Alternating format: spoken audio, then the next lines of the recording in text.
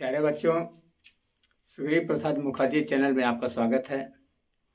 आप लोग अच्छे होंगे, अच्छे से पढ़ रहे होंगे। आज हम लोग चर्चा करेंगे जल शक्ति सिद्धांत। पिछले वीडियो में मैंने कार्बन के सर्वतोमुखी प्रकृति के बारे में बताया था।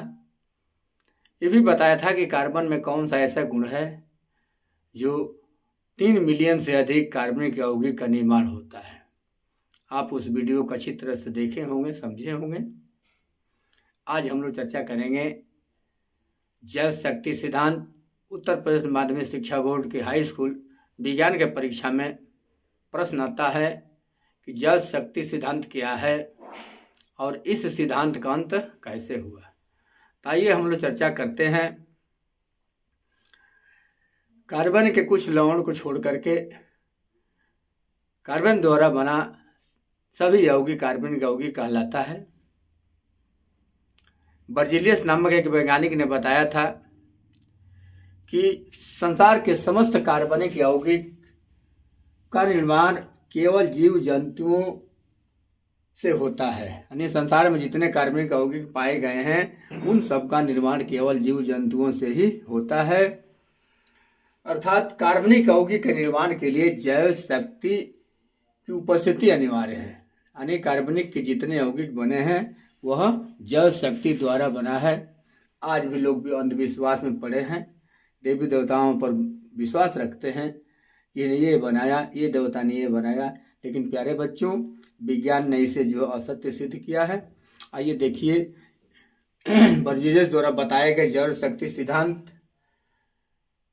में ये कहा गया है कि कोई भी कार्बनिक यौगिक बना है वह जीव जंतुओं द्वारा बनाया गया है। अर्थात कार्बनिक यौगिक के निर्माण में जल शक्ति की उपस्थिति अनिवार्य है।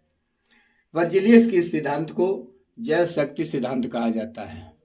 एक नंबर में प्रश्न आता है कि जल शक्ति सिद्धांत क्या है, तो आपको बताना पड़ेगा कि बर्जीलियस नामक वैज्ञानिक ने बताया था कि संसार के समस्त कार्बनिक यौगिकों का निर्माण जीव जंतुओं से होता है। अर्थात कार्बनिक यौगिकों के निर्माण के लिए जल शक्ति की उपस्थिति अनिवार्य है और इसे बर्जीलियस के जल शक्ति सिद्धांत कहा जाता है। आइए, सर्वप्रथम जर्मन वैज्ञानिक फ्रेडरिक होलर ने 1828 में प्रयोगशाला में अकार्बनिक यौगिक अमोनियम साइनेट NH4CnO को गर्म करके आकस्मिक रूप से यूरिया नामक कार्बनिक यौगिक प्राप्त किया। ये जानकर उन्होंने नहीं खोजा कार्बनिक यौगिक, ये अपना प्रयोग कर रहे थे और अकार्बनिक यौगिक अमोनियम साइनेट को गर्म कर रहे थे। तो अचानक एक यौगिक बना और उस यौगिक का जब परीक्षण किया गया तो पता चला कि यह कार्बनिक यौगिक है और उसका नाम यूरिया रखा गया। आइए देखिए रिएक्शन NH4 2 SO4, यह है अमोनियम सल्फेट, इसके साथ KCNO पोटेशियम साइनेट को गर्म किया गया। ये गर्म करने का पहचान है। गर्म करने के बाद उन्होंने देखा कि अमोनियम साइनेट यानी 2NH4CnO बना और पोटेशियम सल्फेट बना। पोटेशियम सल्फेट बना। इसके बाद उन्होंने अमोनियम साइनेट को पुनः गर्म किया तो NH2CONH2 नामक एक यौगिक बना जिसका परीक्षण किया गया तो पता चला कि कार्बनिक यौगिक है और इसका नाम यूरिया रखा गया।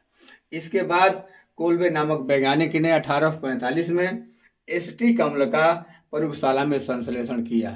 यानी कोल्बे नामक वैज्ञानिक ने 1845 में CH3COOH यानी एसिटिक अम्ल का प्रयोगशाला में संश्लेषण किया। इसके बाद 1856 में बर्थेलो नामक वैज्ञानिक ने प्रयोगशाला में मेथेन बनाया और इस प्रकार से कार्बनिक यौगिकों के प्रयोगशाला में बनने के कारण बर्जीलियस के जल शक्ति सिद्धांत का अंत हो गया। तो प्यारे बच्चों, आप इस वीडियो को अच्छी तरह से देखिए, समझिए और अच्छा लगे तो इसे लाइक, शेयर और सब्सक्राइब जरूर कीजिए ताकि कोई भी और वीडियो बने उसका नोटिफिकेशन आपको तुरंत मिल जाए। और शेयर करेंगे तो आपके साथ साथ आपके संगी दोस्त मित्रों को इससे लाभ मिलेगा। धन्यवाद। फिर मिलेंगे अगले वीडियो में।